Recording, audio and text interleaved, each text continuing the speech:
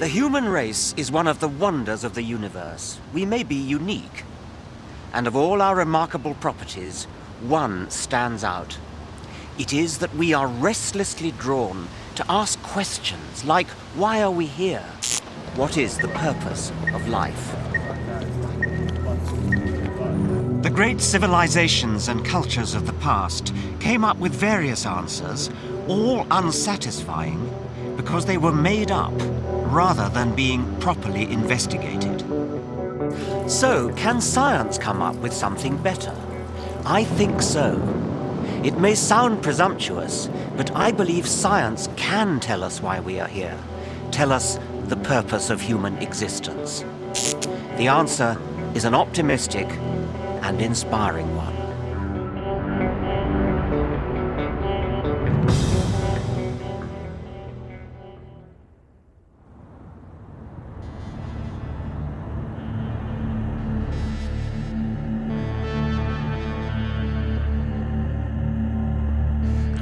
For most of the 500,000 years of human existence, we have been unable to answer the question of why we are here. It was only 150 years ago that science first tried to find an answer.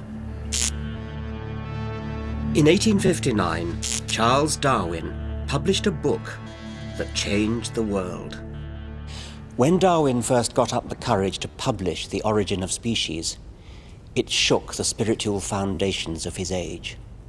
Victorians had to come to terms with an entirely new set of unwelcome relations. We've got over it now. Most of us are happy to teach our children that we are descended from apes. We are apes. But I believe Darwin has another message for us, one that could be frightening if we let ourselves be intimidated. But it's exciting and uplifting if we have the courage to face it. Not only did Darwin provide the answer to the question how we came to exist, I believe his theory provides the only answer we're ever likely to get to the ultimate question, why we exist. What is the purpose of life? There are some 10 million species on Earth. The displays here at the Natural History Museum in Oxford represent only a tiny fraction of them. But before Darwin, no one knew how animals came to be so varied or so complex.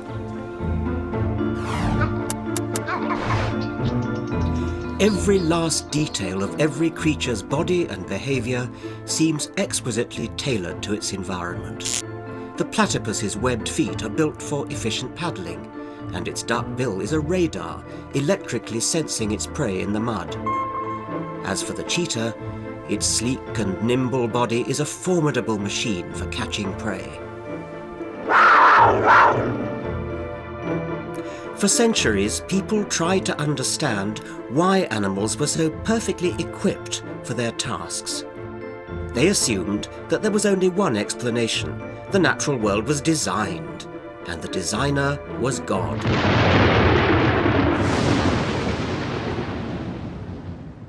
The Reverend William Paley, writing half a century before Darwin, put the case with his famous watchmaker argument. Imagine, Paley said, taking a walk on a heath. If you came across a rock, you wouldn't be surprised. The rock might have lain there forever. It doesn't need explaining. But a watch on the heath would demand an explanation. Its existence and complexity would require a big explanation. The intricate precision of the cogs, the accuracy with which it keeps time, these are evidence that the watch must have had a designer, a watchmaker. Surely, Paley went on, no less is required to explain the even greater complexities of nature. There must be a divine watchmaker. If I had read Paley in 1802, I would have agreed with him. But now things are very different. Charles Darwin has given us a much neater, more self-sufficient, and therefore more satisfying explanation. Darwin argued that there was no designer. And at first sight this seems like a ridiculous idea. Like Paley's watch, plants and animals appear to be staggeringly improbable combinations of their component parts, all working towards one end. Take the nuts, bolts, cogs and springs of a watch and recombine them at random as many times as you like. Only one arrangement tells the time.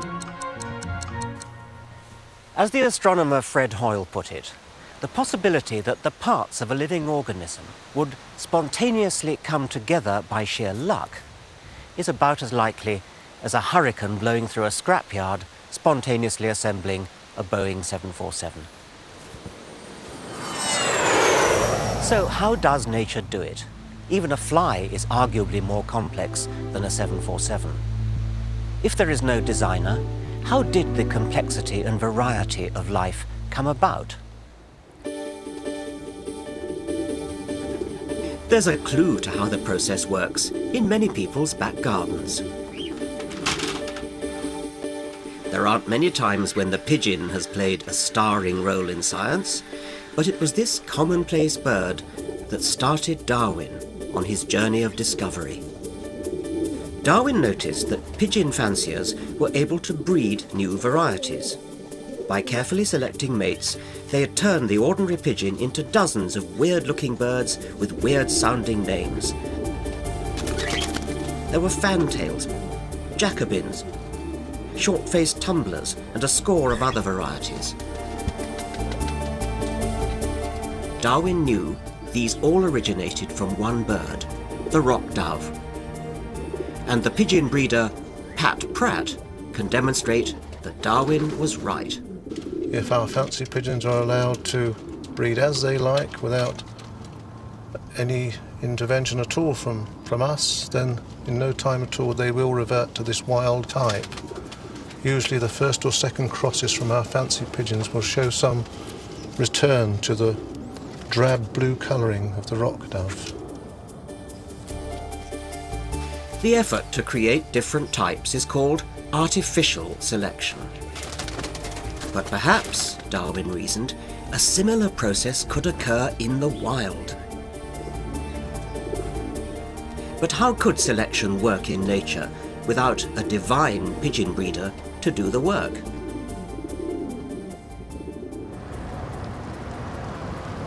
The work of natural selection is classically illustrated by the finches Darwin found on the Galapagos Islands. There are some 13 species, all with different beaks. Yet these varieties all evolved from one ancestral species which arrived from the mainland with one type of beak. One now behaves like a woodpecker, using a cactus spine to hunt for grubs. Another now feeds on ticks living on giant tortoises. While a third, the vampire finch, feeds on the blood of seabirds. These are all activities requiring different types of beak. Natural selection is about survival. The beaks changed because the changes helped the finches to survive. And there wasn't a designer in sight. When Darwin first explained evolution by natural selection, many people either wouldn't or couldn't grasp it. I myself flatly refused to believe it when I first heard it as a child. For Darwin's theory to succeed, it had to explain both the wonderful variety of nature and its astonishing complexity. It does both with the utmost elegance. My colleague George McGavin has devised an experiment to show how natural selection works in practice. It explains how insects acquire their camouflage.